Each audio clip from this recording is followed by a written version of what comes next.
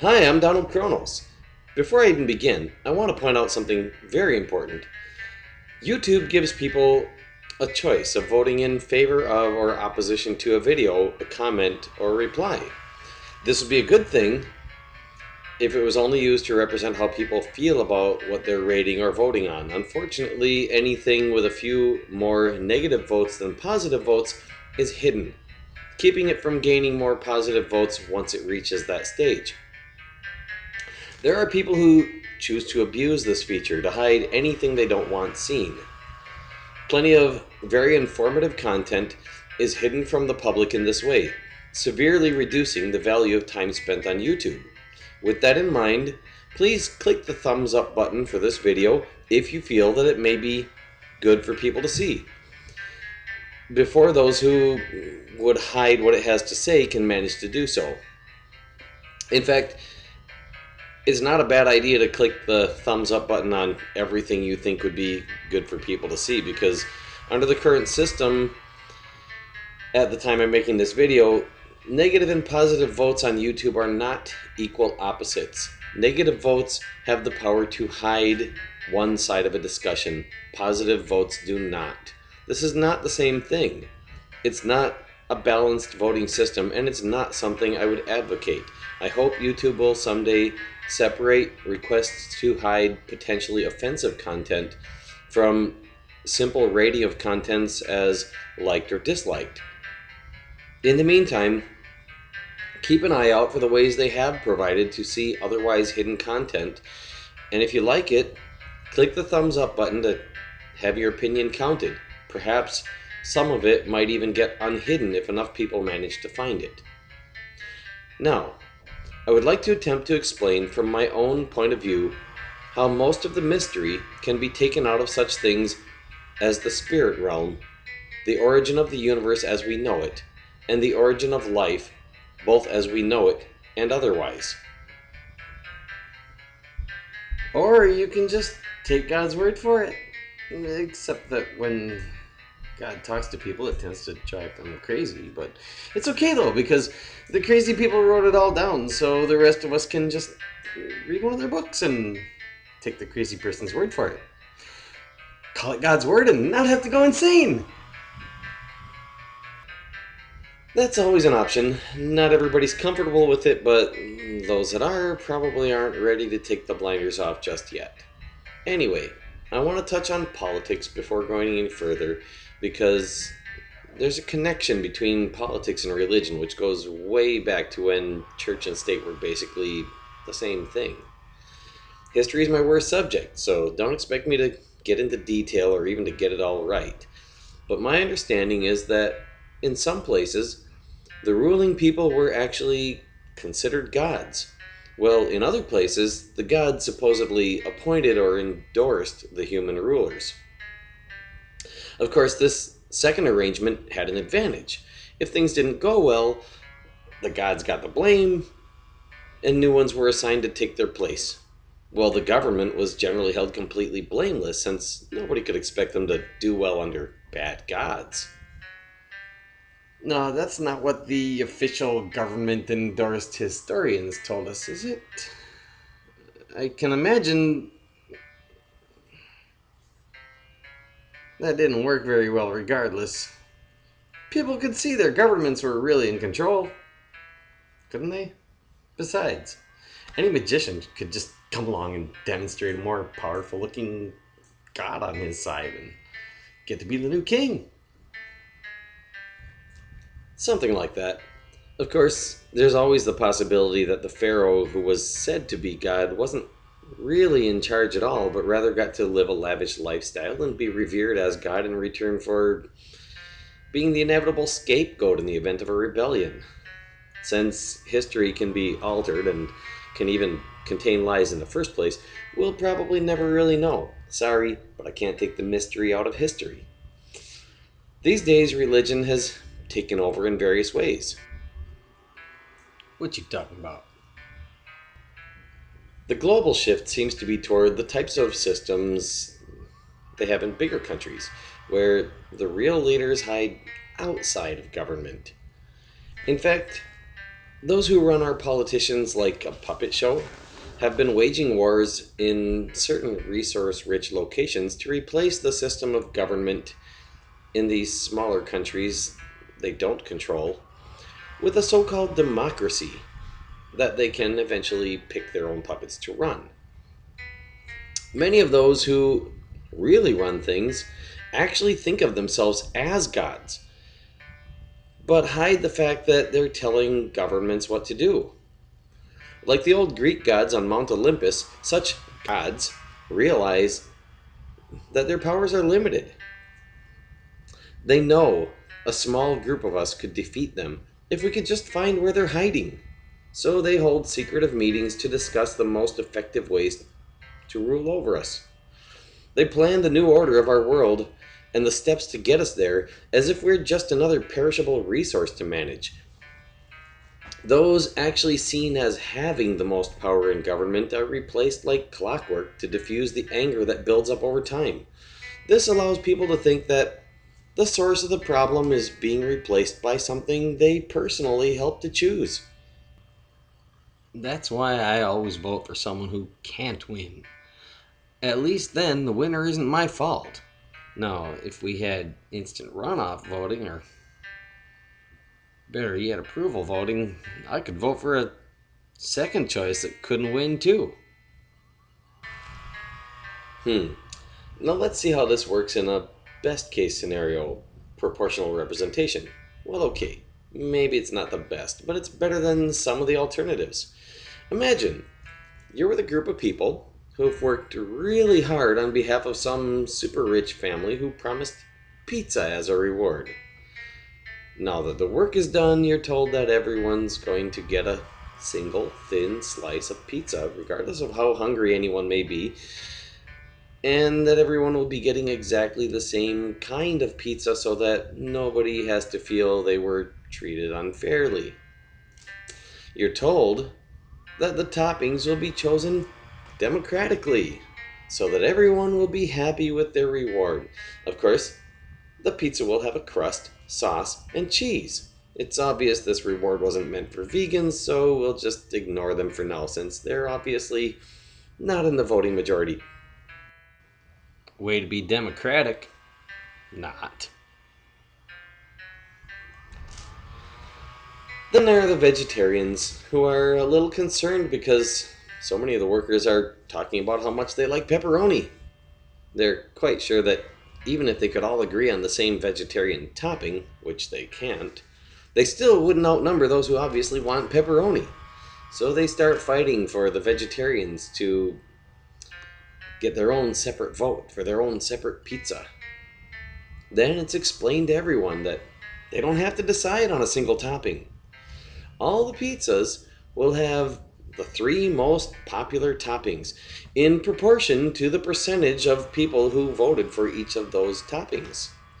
In fact, to the delight of the vegetarians, you're all told that pepperoni won't even be one of the available choices. Like I said, not. You're then told that the choice of toppings you can vote for are as follows: moldy bread, dog hair, rotten birch bark, charcoal, and chicken bones.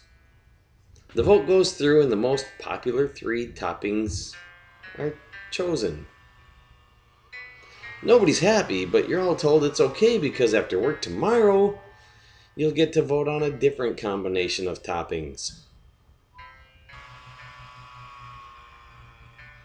Now, wouldn't it have been so much better if you were just given the choice of two toppings to pick between?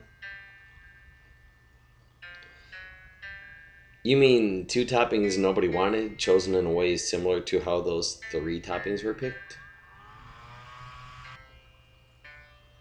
Sure, why not? Pick one and claim to endorse it, so you don't have to get stuck with the other. Here in the United States of America, we're given a choice between candidates for two heads of a political party owned and controlled by the same rich elite who consider themselves our God, individually or collectively. Legally, they're not really the same party. Realistically, they are, but they don't actually call them that. We're told that if we join one head of that political party and claim to support it, we can help narrow down everyone else's options. We're told that if we don't claim to support one bad choice, we're likely to get stuck with a worse one. We're denied any right to leave an official record of opposition or even to have our collective opposition counted. Instead, we're told that supporting one head is opposing the other. Like I said, that's why I vote for someone who can't win. It's better than not voting or voting for someone you don't want. Of course, any of us can choose not to give a false endorsement, but we're warned that others will then endorse a worse choice on our behalf, and we'll have to treat their choice as our choice until the next election comes along and we're once again coerced into electing people we don't want into positions with a long history of doing more harm than good. That's so messed up. Just once, I would love to see a huge nationwide protest against both the Democratic Party and the Republican Party here in the USA. Not to say that they would necessarily be replaced with anything better, but that's not the point. I'd love to see a huge protest with people standing side by side, holding up signs that say things like pro Democratic Republic, anti Democratic Party, or against the Democratic Party, not its members. Maybe even a few like pro liberty, anti libertarian, for those that wish to express such sentiments. But I don't see any reason why a person shouldn't be able to hold up a single sign that says, I'm against the Democratic Party and I'm against the Republican Party. And I'm a member of one of them because I'm scared to death of the other. These are real feelings people have. I've done surveys, I've asked people. This is real out there. People don't support these parties. They pretend to support them to the extent that they have to reduce the amount of damage they see potentially getting done. So yeah, just once, I would love to see an anti-democratic party, anti-republican party protest in this country. Do you really think once is enough? Well, once would be a good start. The point being that the names of the parties are deceptive, and the actual support for those we're threatened with every election is far outweighed by the actual opposition to them, which our elections themselves leave us no way to express. Perhaps if we could just have one protest against both of them, where people who usually vote for one or the other stand up with people who usually vote against their choice and say, I'm against my party almost as much as I'm against their party. Here's my sign, read it. I'm not supporting these people. I'm voting to protect myself. This is what people do. And yet it looks like an endorsement when the whole thing is over.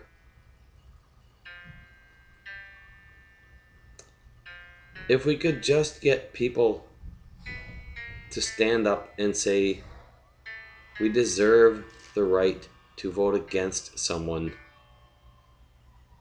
perhaps then people might finally demand as much of a right to express their opposition to a candidate or party as they are currently given to express what gets counted as support for that party or candidate. If it's not really support, it shouldn't have to be expressed as support. And the person who has a strong feeling against a party or a candidate winning in a particular election should not have to choose between claiming to support someone else they think can beat that person voting for someone they know can't possibly win and not voting at all. That's not a choice. That's not fair.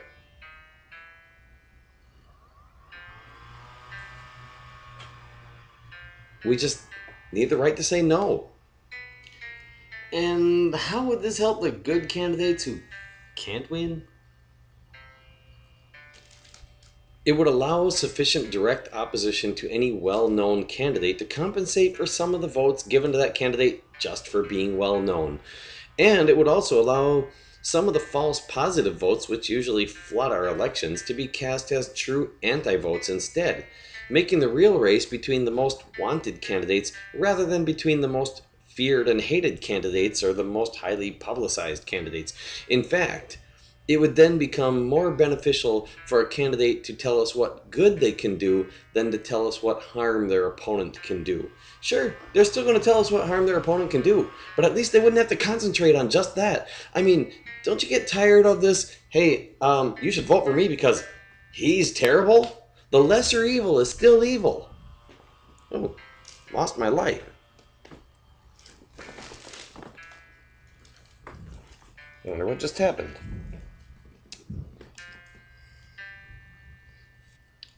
So, how does this tie in with spirituality? Are we going to vote in a less violent God for people to blame their wars on?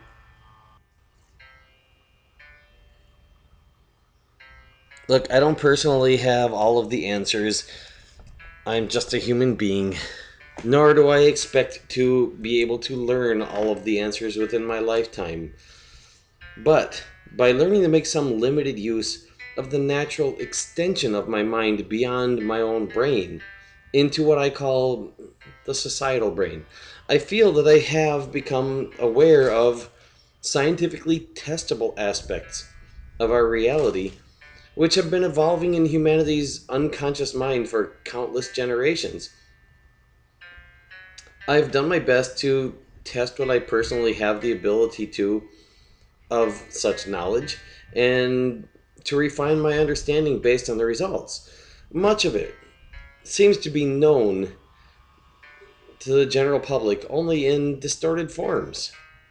It seems that such information has been intentionally shrouded in mystery by those elite conscious pockets of society which have ruled over the rest of us like gods for many thousands of years in various ways. In fact, many of those highest in their ranks likely believe themselves to be gods. And back when such people were the visible heads of government, before they learned to use figureheads as scapegoats, some even openly called themselves gods, or the equivalent in the language of their particular place and time. In fact, by some definitions, such secret societies which rule over our own societies actually are gods. But that does not make them all-knowing or all-powerful, and it certainly doesn't make them good. In fact, I would say that by certain definitions, it makes them bad gods. In a sense, devils. Or demons, if you want to call it that. They are definitely spiritual beings. I'm not saying they don't have bodies. They certainly have bodies. But a spiritual being isn't limited to one body. This is one of the, in my opinion, lies we've been told. That you have a spirit that lives all trapped in your body until you die, and then it gets out. Well, how does it get out? And where does it go? Well, we're told that it goes to another realm, or by some religions we're told that it goes into another body. Where's the evidence for this? I would like to talk about things that there are evidence of. Yeah, you have a spirit,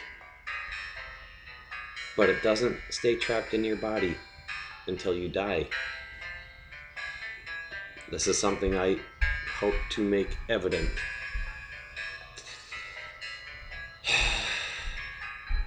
These bad gods, since they rule by deceptive means and not always in our interests, really could be considered the devil or devils.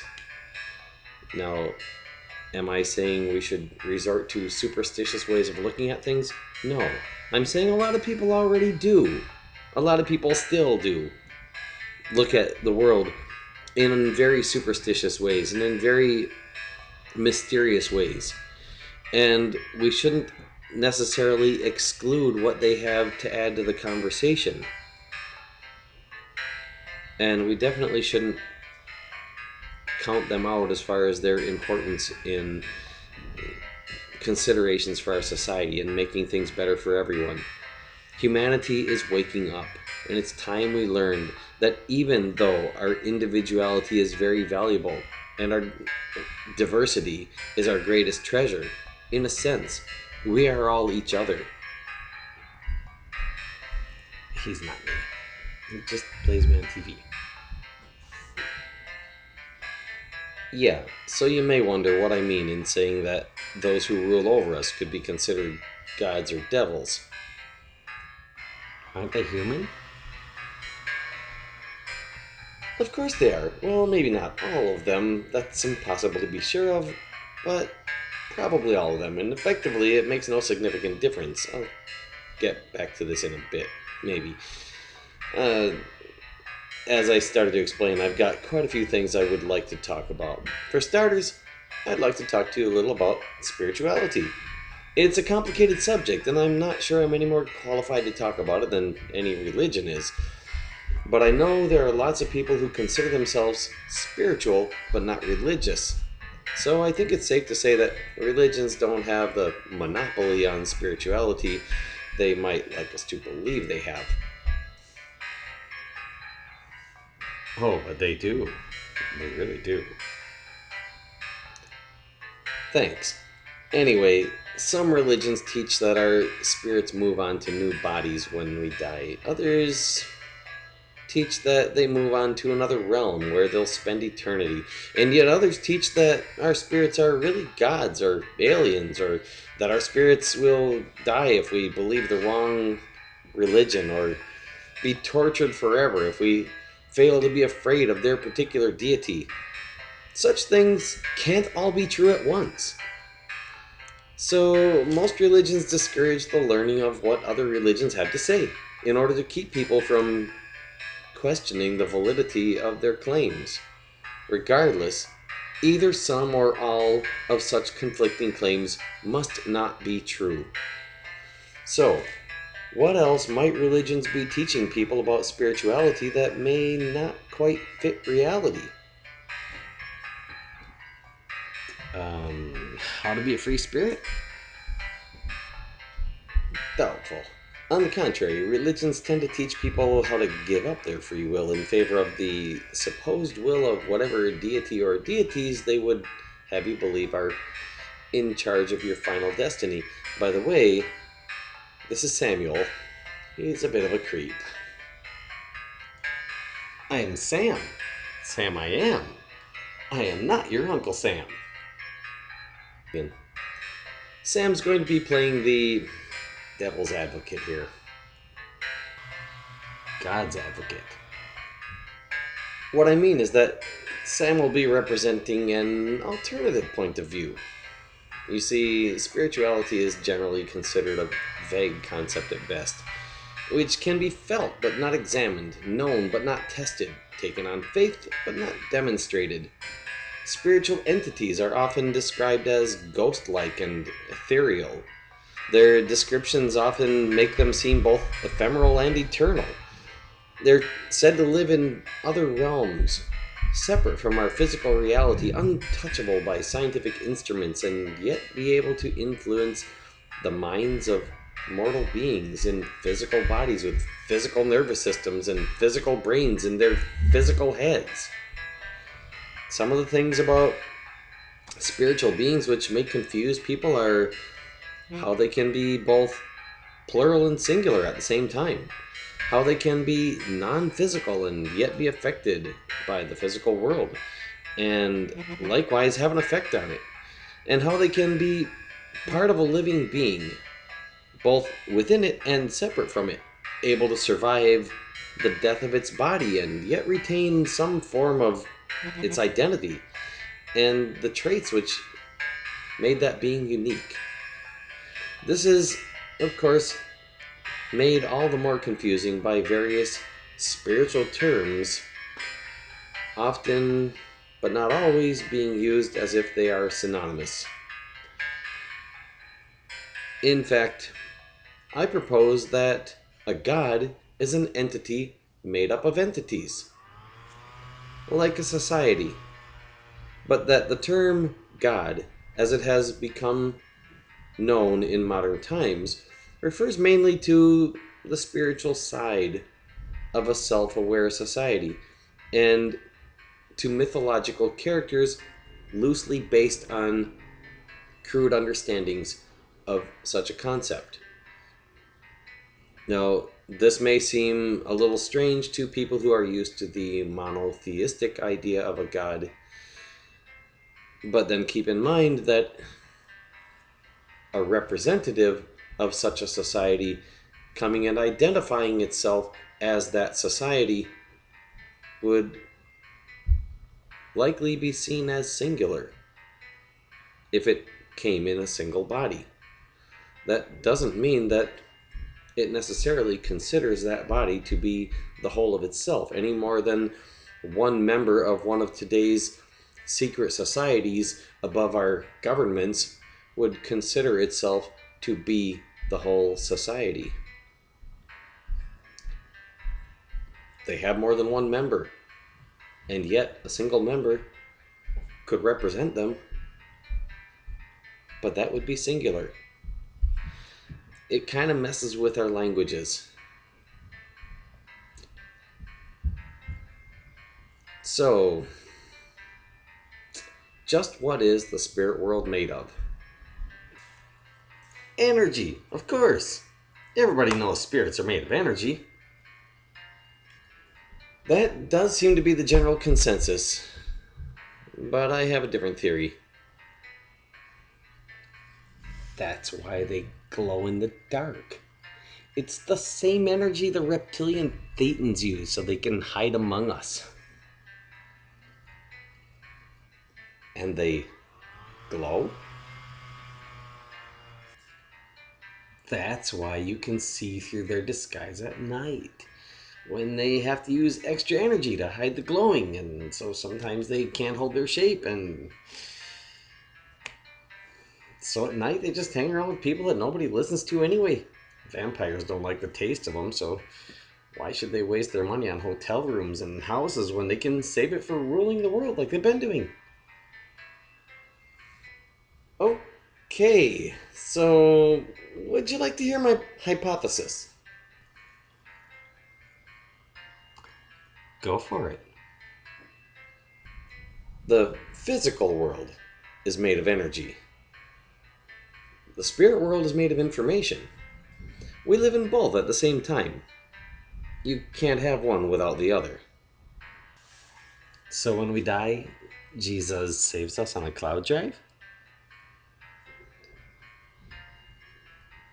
Not exactly. In fact, not hardly. True, it is possible to back up what essentially constitutes the spirit of any person, but we are far from having such technology, and I'm not claiming that anyone else has it. If someone wants to believe that aliens sent copies of Egyptian pharaohs to their homeworlds to live with them among the stars, and Jesus maybe convinced them to do the same for the rest of us, that's fine with me, but I wouldn't count on it. Anyway, even if such a thing were the case, none of our religions would likely be close to being able to instruct us on how to make it desirable for such beings to have us around. Nor would our science, for that matter, at this point. And we might not even like life on their world in whatever kind of replacement body we may end up with. So, definitely not something to count on. And no, that's not what I meant. So what do you mean about our spirits being made of information? And what do you mean about living in both the spirit world and the physical world at the same time. Are you saying that our mind and spirit are the same thing? Do you mean that if my brain dies, I'm going to be erased? Well, you're kind of a special case. But regardless, that would be partially true.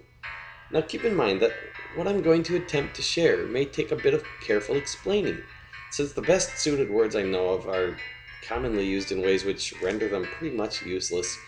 So I'm going to slightly repurpose those words into forms which seem to me more compatible with what appears to be at least partially understood by those who consider themselves our gods, but hidden from the rest of us for the most part, um, through, well, misuse of the words, or their repurposing of the words for the general public.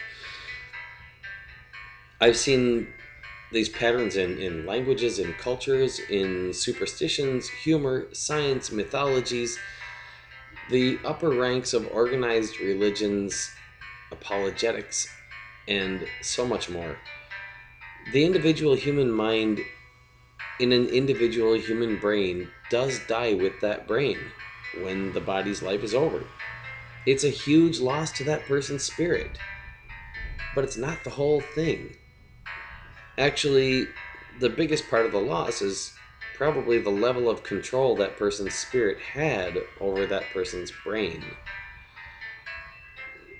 I mean, when your body dies, you're going to be brain dead. You lose all control over that brain, but you'll still be you. The connection between brain and spirit, while it lasts, really is a great opportunity for a person to start their spirit on a path in a good direction. I hesitate to say the right direction because I think it's up to each of us to decide which direction is the best choice for who we are and what kind of person we wish to become. We don't stop being people when our bodies die. We simply stop being individual people with individual brains and bodies, but continue our existence as distributed spiritual entities, as established during the limited lifetimes of our individual bodies. This view is compatible with religions of practically all types that I know of anyway, as well as with science. But it reduces the stories associated with most religions to spiritual mythologies, probably used both to control demographic groups of people and to pass along encapsulated bits of understanding, which the individual minds and languages were not really well suited to explain, nor to fully comprehend within the context of a primitive society. Now, did some of this stuff come from aliens who passed it on to us and we did the best we could to pass it along? I don't know the answer to that. The brain is like a spirit factory. While matter and energy generally have to be given up to be shared, information can simply be copied and shared without loss to the entity sharing it. Our brains do a poor job of storing information, but they make lots of backup copies. Through languages and social interactions, some of the information in one person's brain can be copied to another person's brain. It's a form of mind reading, but it's mind reading we let happen. We tell someone what we want them to read of our mind, and they do the best they can to then read that. When you share your thoughts, knowledge, beliefs, feelings, reasoning, as I'm doing now, you can literally give someone a piece of your mind. So, are you trying to say that sometimes giving someone a piece of your mind can be a good thing? Sure, that piece of your mind is also a piece of your spirit. Once given away, the original is still part of your mind and spirit, while the copy is not necessarily part of your mind, but remains a part of your spirit. It's part of your extended mind. Your spirit is what makes you you. It's not your body that makes you the person you are. That's just the actor that plays you. Your spirit is the real person. And although it starts out in your body, it's not trapped there. It grows beyond your body as you interact with society. It gets processed in the brains of other people, and some of it may even find its way back in a slightly altered form. If you copy a part of your mind onto film or paper or into a computerized storage device, it can reside there, but it doesn't live there. It remains a part of your spirit, but is no longer a part of your mind. I would say probably not even your extended mind in that case, because it's not thinking. It's not being you, it's just storing you. The original, of course, remains a part of your mind for as long as it remains in your brain. But it may degrade or evolve over time. Well, the external copy, which is not alive, may persist in a more static form. When you copy a part of your mind into another brain, it goes on to become a part of that person's mind and spirit. It is still a part of your spirit also, but no longer part of your mind. At least, not the mind that's isolated in your brain. This is, as I said, not an easy thing to discuss, and I hope that other people will share their viewpoints, that this will become something that can be talked about. The idea here is not to say that my point of view is the right point of view, but rather to say that I'm offering an understanding of the spirit world which I do believe can be scientifically tested. And more to the point, that there are ways to understand spirituality which are scientifically testable. Whether it's my way or someone else's way of understanding it, there are ways. And I think this is very important.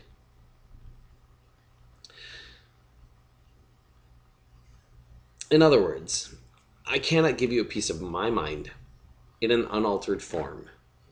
It becomes a piece of your mind in a form that your mind can handle. Likewise, if you share your spirit with me, that portion of your spirit which touches me will be filtered by my mind, whether I want it to be or not. And what gets through will take on a form which is compatible with my own spirit and become a part of who I am.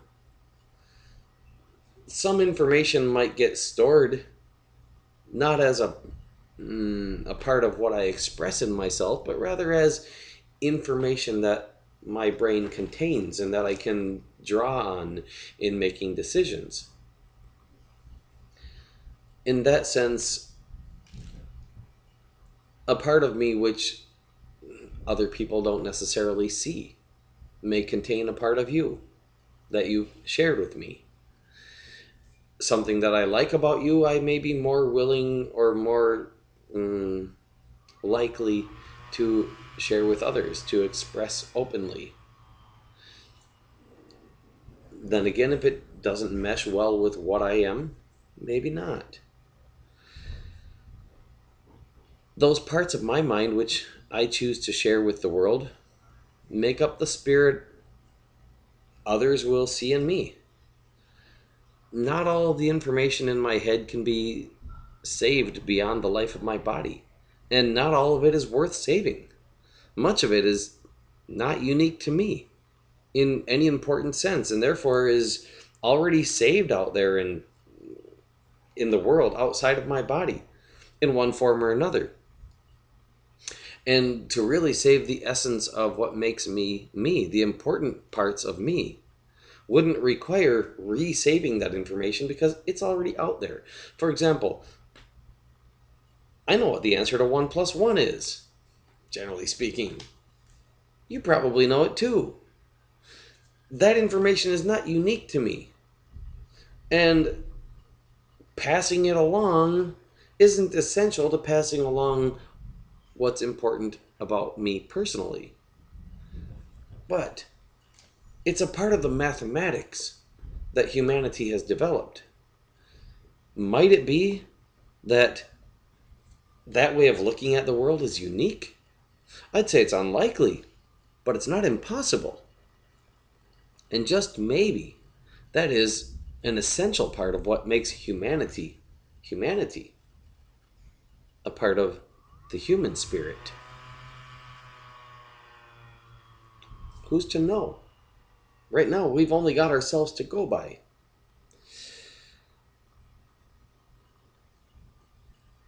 I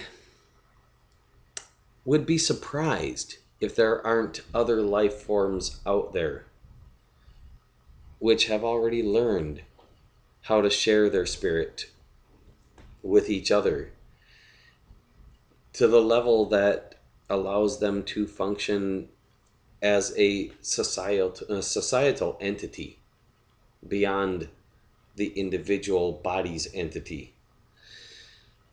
Sort of like ants do, only a little more intelligently. Or for that matter, sort of like brain cells do in a human brain, functioning as a single brain, even though each individual brain cell can do its own thinking. They're connected together by a form of communication in a sort of network, as human beings are now learning to do, to connect with each other and to become a sort of humanity network. We're using technology to augment this capability. We extend ourselves into each other and into machines, and that extension reflects back to us.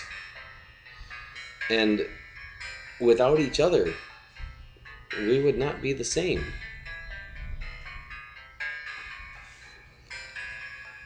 So, what about immortality? Are you saying there's no heaven or hell? Are you saying there's no better or worse world waiting for us when we die based on how we lived and what we believed, or whether we served God or the devil while we were alive? Hold on, Samuel. One thing at a time. How about I start with this heaven concept?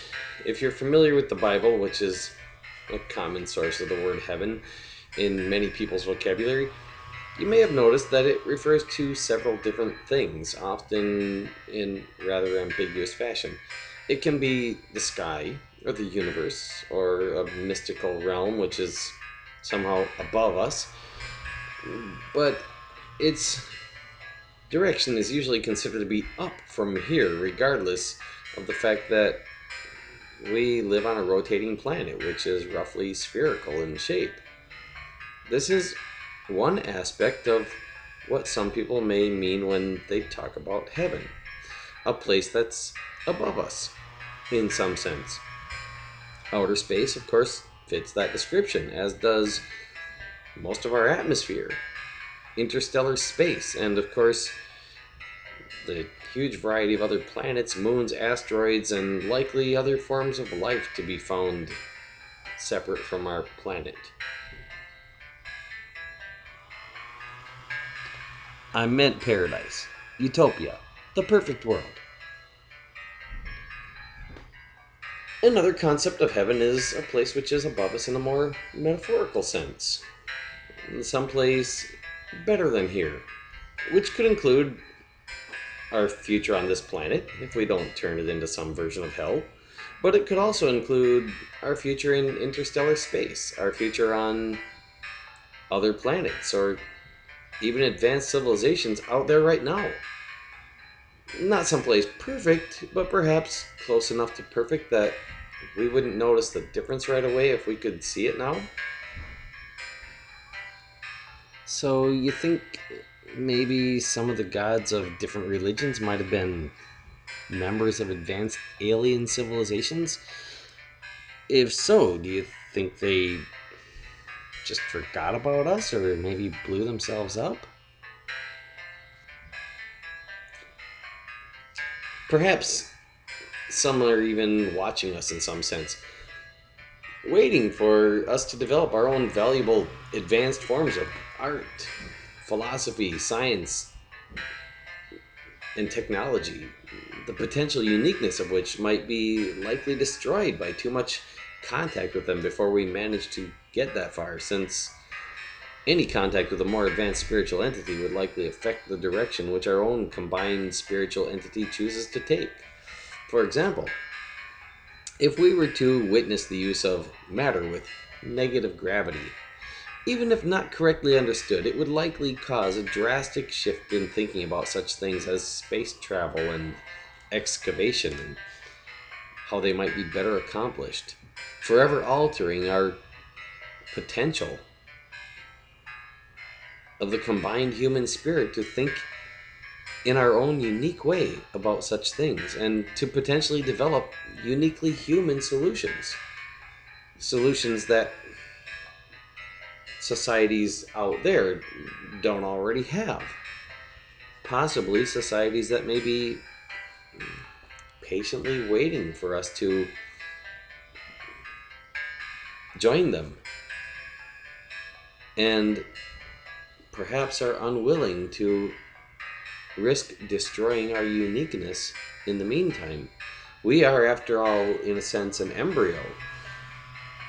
To disturb our development would be similar to parents disturbing the development of an embryo inside of its mother. Very little that they could do would actually be to its benefit. That's not to say they could never do anything to its benefit, but for the most part, they're best off to just leave it alone. Make sure that it has what it needs to develop. And that would, of course, be the environment that it's growing up in. We humans are growing up in a challenging environment. The challenge is part of what makes us what we are. Necessity is the mother of invention, so they say. If we didn't have all the challenges we have, perhaps we would fail to invent something that may be very important to the future of our own kind or even others that are waiting to see in what ways we might benefit them, not even knowing what we might come up with. Such a combined spiritual entity or societal spirit is likely the closest thing out there to matching what our ancestors knew of or at least dreamt of as deities. We have the potential to become such a thing. It is very likely that such entities already exist.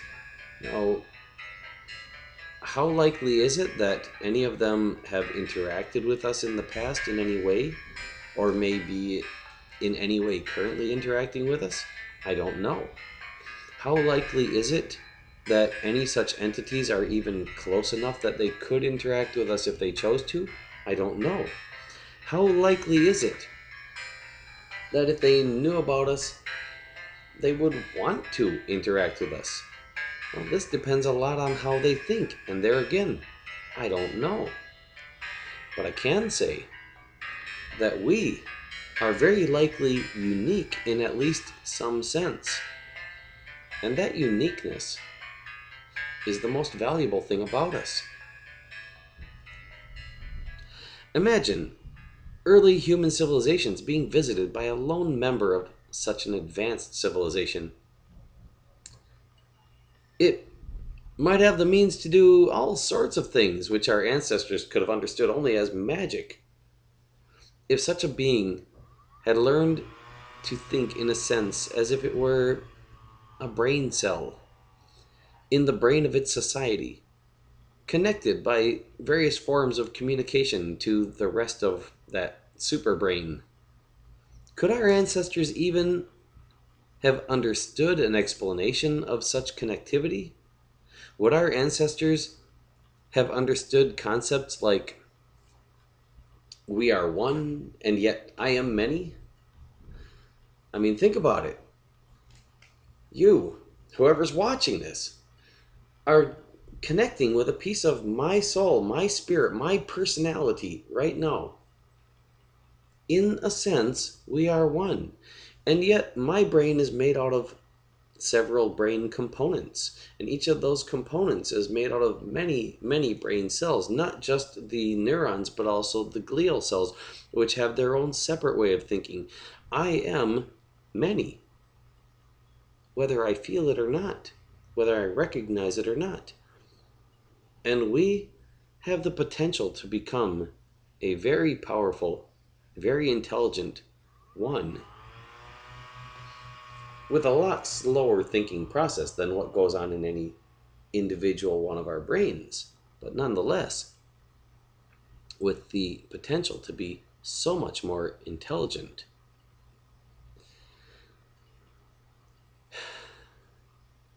So, I don't know if any of this is going to make sense to anyone watching this video, but I'm doing the best I can to explain my understanding, right or wrong.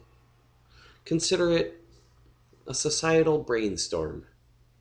I'm telling you what's on my mind. Throw something back at me.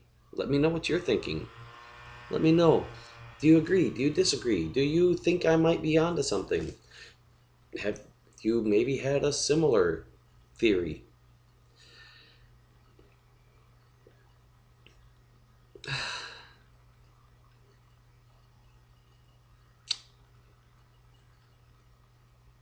Just imagine what the possibilities are out there. Like I said, would our ancestors have even understood this concept of we are one, and yet I am many? Can we even understand it now? How about a concept like, if you've seen me, you've seen my father, yet he's up there and I'm down here? Does that sound familiar to anyone? Or other similarly foreign ways of understanding the world? Some foreign in the sense that we humans just haven't come up with them, and some of them foreign in the sense that maybe we've come up with them, but they haven't become very well known in our societies.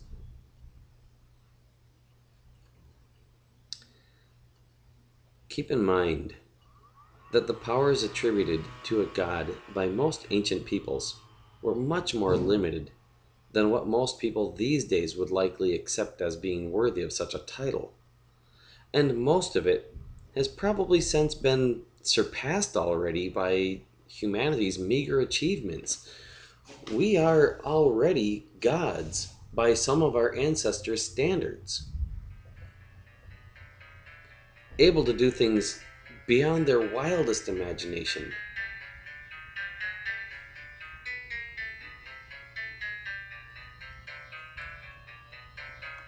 So, are you saying humans were created by God, but God is just aliens? I have no more way to go back in time and check what actually happened than anyone else has, so I'm not saying what did or did not happen. The overwhelming evidence is that humans evolved right here on this planet. But that is not to say there couldn't have been some advanced society involved, which might easily have been considered a deity by our ancestors. This is, of course, speculation, but it may be one way of explaining the possible origins of some early mythologies from which our modern religions evolved. They may have, in some sense, seeded our planet with life, perhaps after throwing a smaller planet into it, which might have resulted in the formation of our moon and maybe supplied the water for our oceans and some portion of our planet's dirt and core and atmosphere. Perhaps they visited at a few key points in time to tweak our evolution, which eventually resulted in our human form. This would not be inconsistent with the first creation of Adam in the first chapter of the Bible's book of Genesis. I suppose a lot of people haven't noticed that there seem to be two separate creations of Adam in the book of Genesis. The second one is in chapter 2. Maybe these beings, if they existed and if they did interact with us, even gave humanity a portion of their own spirit at one point in time, such as language, for example, or culture. This might explain the fact that Adam was still around 900 years after having done something that, by at least some interpretations, he should have died in the same day as having done. Maybe Adam was a society. I would say it's much more likely that Adam, which basically means man or mankind, um, was not representative of a single human, if there's any validity to the story, but rather humankind and humanity, depending on which creation of Adam is being looked at. There again, it could be completely mythology. I don't know. But there are people who think that it is very valuable and people who believe that there has to be some truth behind it. And I don't think we should just dismiss their concerns and their ideas out of hand without giving them as much careful consideration as we can. If there is a way that we can fit it into a possible reality, then we should at least acknowledge it is possible. Because we don't really know what the past held. And I hope that someday those people who take the word of some deacon or priest or whatever that this book is the word of the all-powerful deity who created us and our universe, that they'll learn to take that um, statement of fact as statement of opinion and recognize that it's not God Himself telling them this. God's not saying it's God's word. People are saying it's God's word. Nonetheless, we need to learn to respect each other. We need to learn to find what's valuable in what each other does believe, because sooner or later, most of these religions around us will probably evaporate in one form or another, maybe all of them.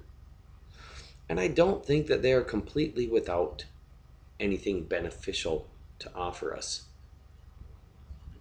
Sure, they've done a lot of damage. That doesn't mean we should, so to speak, throw the baby out with the bathwater. Just because the kid got dirty doesn't mean he doesn't deserve to live.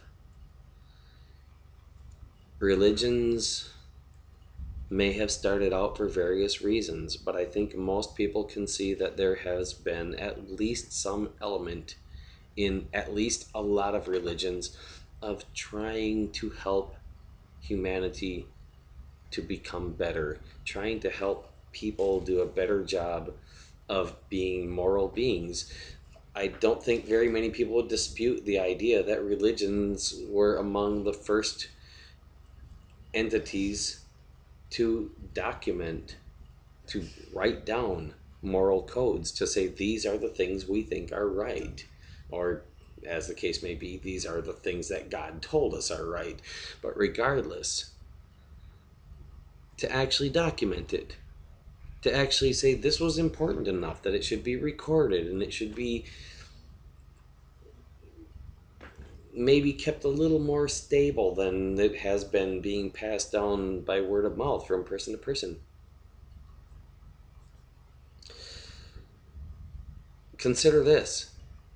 In the second book of Genesis, second chapter of Genesis, in this second creation of Adam, if that was in fact the creation of humanity, if it was in fact spiritual entity being in a sense breathed into Adam, and the spiritual entity consisted of information such as linguistic information, perhaps a language developed for humans, or perhaps a language that predated humans. Imagine if beings from elsewhere had taken the time, had had the patience to wait for us to evolve, maybe accelerating our evolution a little, but even then, it would have taken a long time. If they went through all of that for whatever it is they thought they were going to get out of it, or maybe just for our sake, this would really be, in a sense, a God creating us. Not in the same sense of, like, Thor, the god of thunder, created us, or, Zeus, the god of lightning, created us. Nonetheless, there's no need for us to make fun of it. It does that to itself. But we can find some value in it if we look for it. And some possible traces of what may be some verification that this may have been a possibility. I mean, consider if a language was made for us, it would have probably been a very simple language, at least to start with. Now, I can't guarantee that, but I would think, if they didn't want to mess too much with us, they probably would have, not wanted to give us the whole language. Let us work some of it out. Even more sensible would be to simply give us a language that they already had, or something that they at least could easily figure out how to use. But that wouldn't necessarily include names of all of the animals on our planet, or the plants for that matter, since our evolution would have been happening on our planet, not where these beings were from or where they were spending most of their time. So it would make sense then that in Genesis chapter 2, God asked Adam to name all of the animals of earth, since such animals would have evolved here and not likely have had names in any language developed prior to the evolution of life on this planet. Again, this is speculation, but it is reasonably consistent with the stories passed down through many cultures. So you're saying God really did make the Earth and the Moon, but from a couple of planets that already existed? It's one possibility. Such a collision could also have happened without any intervention, and we can be quite certain that many collisions leading to the formation of our solar system as we know it did in fact happen without any intentional guidance. This is how physics works. This is consistent with physics as scientists have gotten to know it through countless tests. And it is a much simpler explanation than anyone having planned the finer details of the positions of every rock and stream and so on. In fact, the simplest and probably most likely explanation is that nobody really planned any of what we see around us. But we can't just rule out somewhat reasonable possibilities. And we shouldn't really just rule out any possibilities.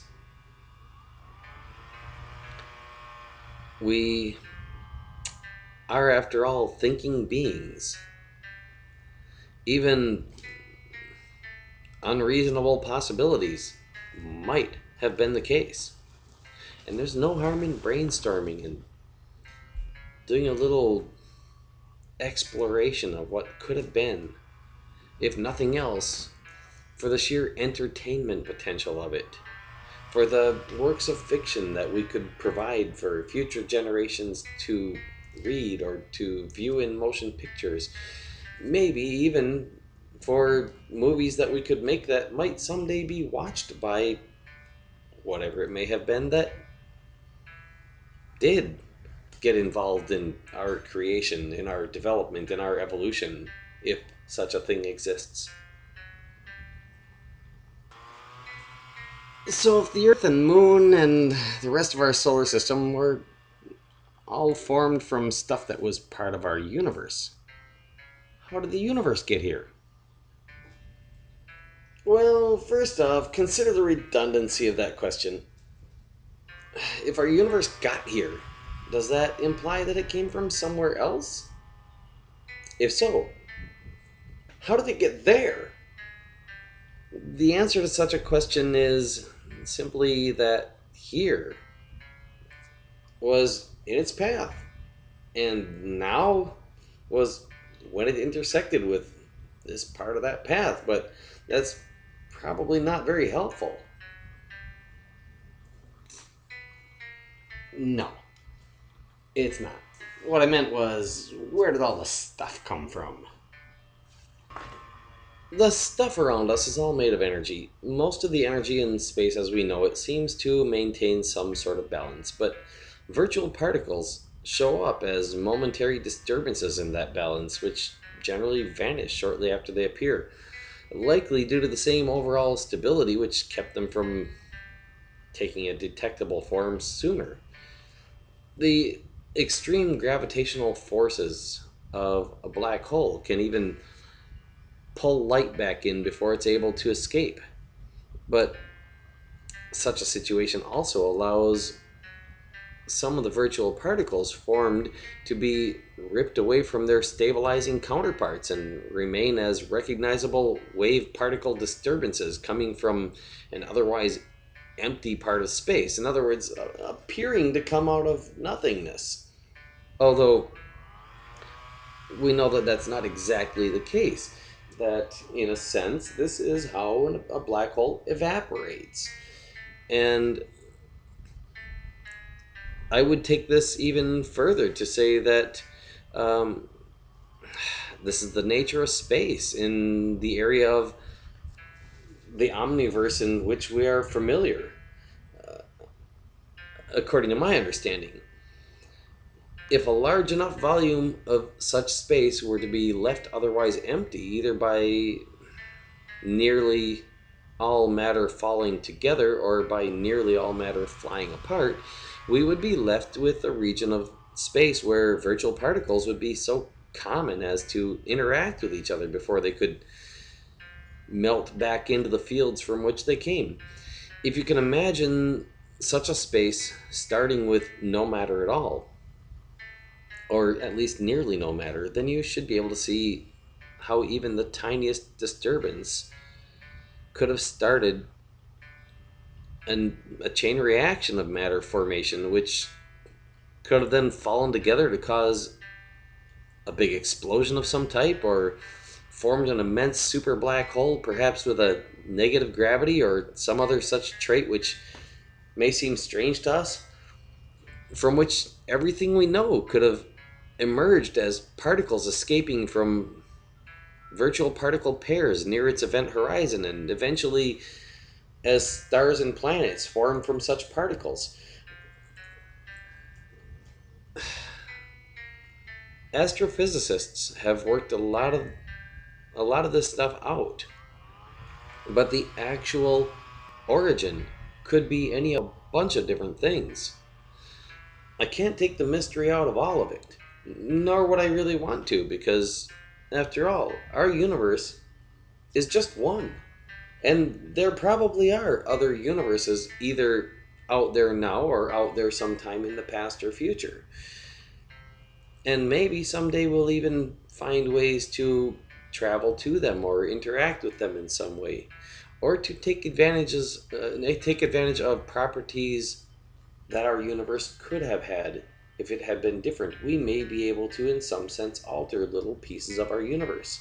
Is that dangerous? Yeah, probably. Should we be careful with it? Absolutely.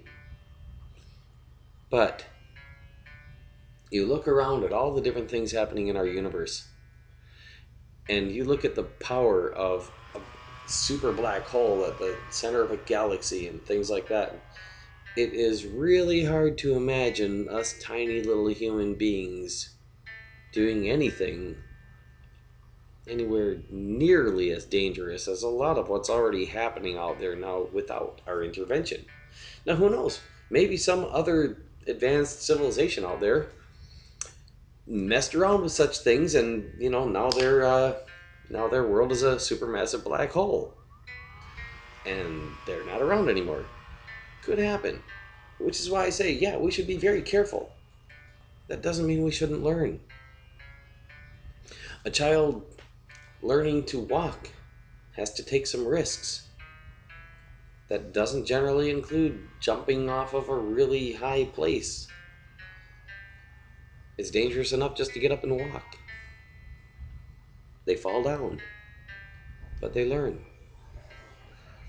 But the fact that it's dangerous to begin that process of learning to walk and they could fall and get hurt has not stopped humanity from eventually getting to the point where we build aircraft and we build spaceships of a very primitive sort. And we have people living in orbit around our planet. Scientists exploring the world from a microgravity environment in a space station that we humans built. There is so much in this universe to learn.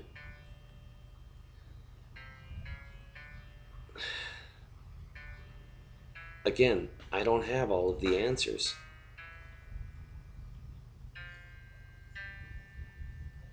But I do hope that other people will understand what I'm trying to get at in saying that my brain can't possibly come up with all of the answers and couldn't hold them if it could.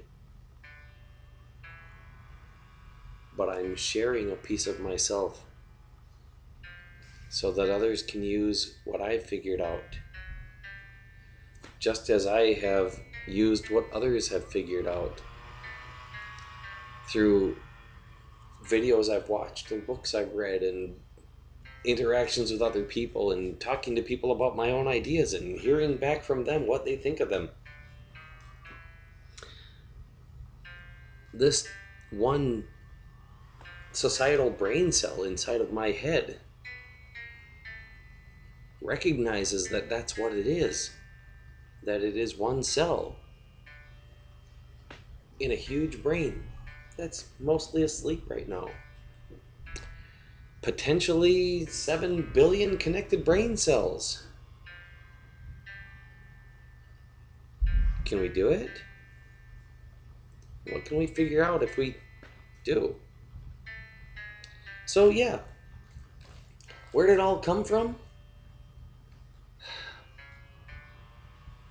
I would say probably, I think the most likely of where it all came from is information. That single bit of information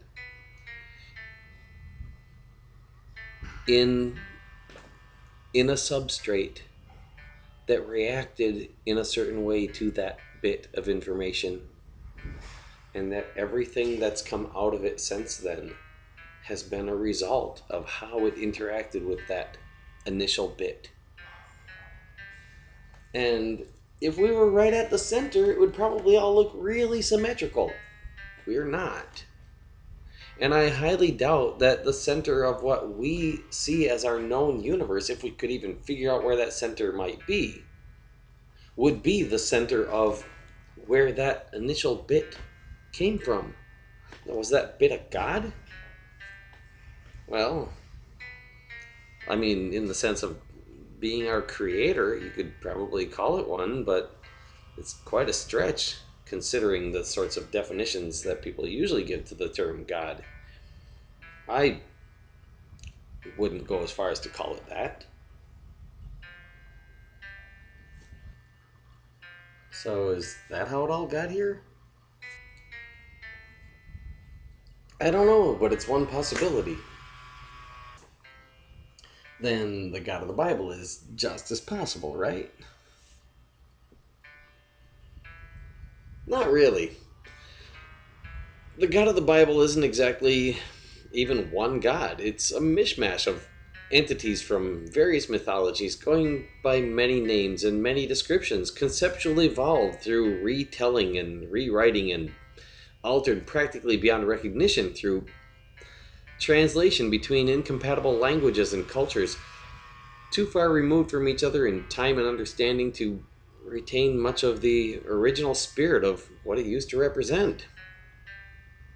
We'll probably never know the whole truth, but we can at least admit when it looks like we're wrong and when we simply don't know. Failing to understand, to learn, to seriously consider such possibilities has been responsible for the worst periods in human history, or so history tells us. I've never liked history because too much of it is fabricated and passed off as true.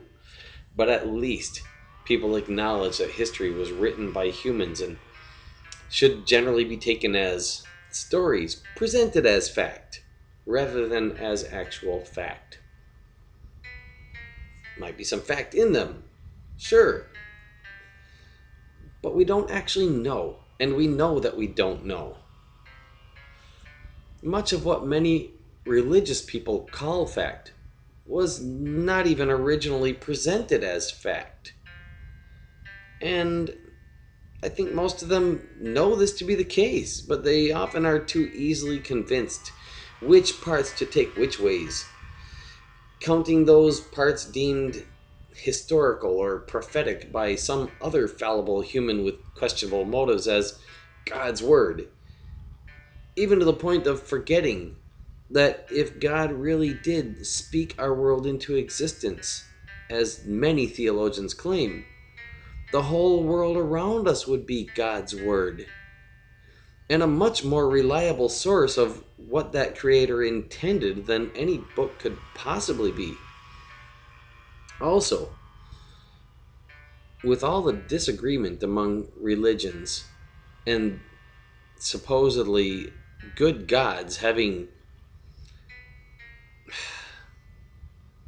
been said to have done things we would call evil if anyone else did them, isn't it safer to treat all religious claims and religious texts as highly suspicious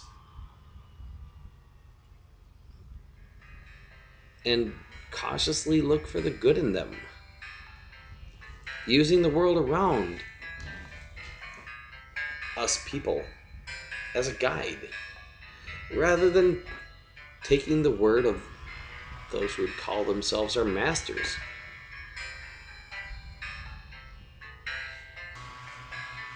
But we can serve God without being slaves. If you're right, then there may be gods out there who really just want us to grow up and learn to tell the lies from the truth and good instructions from bad ones. Perhaps that's exactly what the good gods out there are waiting for enough of us to learn. If humanity once chose to partake of the fruit of the tree of the knowledge of good and evil, rather than simply doing what we were told like good little willing slaves, perhaps we are simply considered not safe to have around until we learn to cultivate the seeds of that fruit in our own spirit and become as gods with our eyes opened to the truth of how to tell good from evil, rather than just taking someone's word for it, which is which. Perhaps we're under quarantine until we cure ourselves of these lie-filled religions which have infected us. Maybe the real evil spirit in this story is us, and we're merely having to grow out of it before the inhabitants of the heavens will feel safe to join us as a baby deity amongst cautious aging gods who have lived through many mistakes and learned well the price of carelessness. I don't know. But I know these are things that we need to think about and to ask ourselves. So you think your way, I'll think my way. We'll think our way. They'll think their way. But keep in mind that gods or no gods, we're likely not alone in this universe. At the very least, we're not even alone on this planet. And other intelligent life may well evolve on this planet in our future. Maybe while we're still here, maybe long after humanity has all left this planet, or after some of us left and the rest of us wiped each other out. Or who knows? Nobody's likely to welcome people into their society who are more interested in collecting their unearned reward for teaching others a particular mythology than in making the world they live in a better place to live. But if religious people are spreading a message of love, doesn't that make the world better? Unfortunately, too many people see suffering everywhere and respond with, "God loves you, take my word for it, or you're going to hell." So I'm asking people to try something new. Stop waiting for more signs from God. Stop preparing for the trip to a realm that might not exist. Recognize that your immortality depends not on anything mysterious, but on simply sharing the best of yourself, which others will gladly share as well, just like they learned from you to do. Think about it. If one person learned enough from me to continue the work I started in trying to make a better future for humanity, I live on through that one person, because my positive effect on the universe continues through that one person. If more learn from that one, my spirit will outlive that one as well, at least in some form. This is not eternal life, but it is the closest thing to it that we're guaranteed a shot at. This is testable. This is immortality. It is getting out of being inevitably mortal. Sure, our bodies are mortal, but that's only a part of us. This immortality is plainly visible to those who take the blinders off and simply look. It's not a mystery. It has simply been kept hidden from us by keeping our focus on something unattainable. So it's a battle of good people against bad people. Can we win without becoming the bad people? There's good and bad in everyone. The good will outlive the bad if the bad doesn't kill us all. Those who wish to bring about fulfillment of end of the world prophecies may get their way and kill us all, destroying what may be our only chance in any world.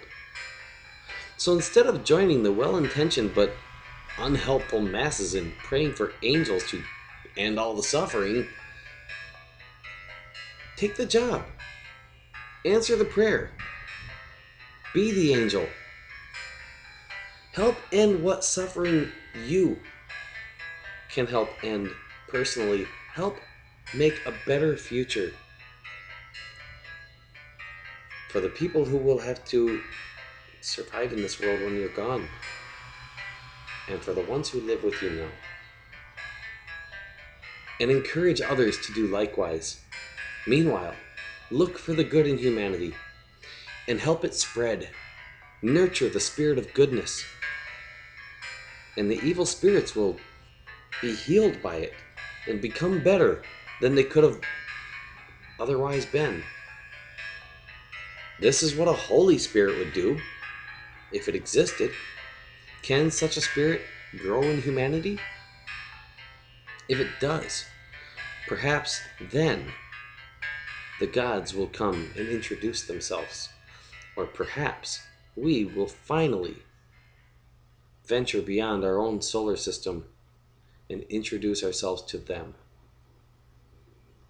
Either way, when humanity meets whatever advanced beings are out there, we are likely to be judged. The real question is, how would beings much different than ourselves judge us? As potential benefits to have around, or as too selfish and superstitious to be of any value? Will we be welcomed into the community of heaven, or cast into the ocean of fire we call our sun? What would you do with us if you were in their position? If you believe in a God, what does your God's track record suggest it might do? Consider the possibilities, and then ask yourself, not what can God do for me, but what can I do for God? Well, now you got me thinking. I mean, you can't do anything for God. He's all powerful, right? But then again, if that was true, doesn't his word say it's true? Of course, you said, yeah. Okay, the Bible, written by people. They call it God's word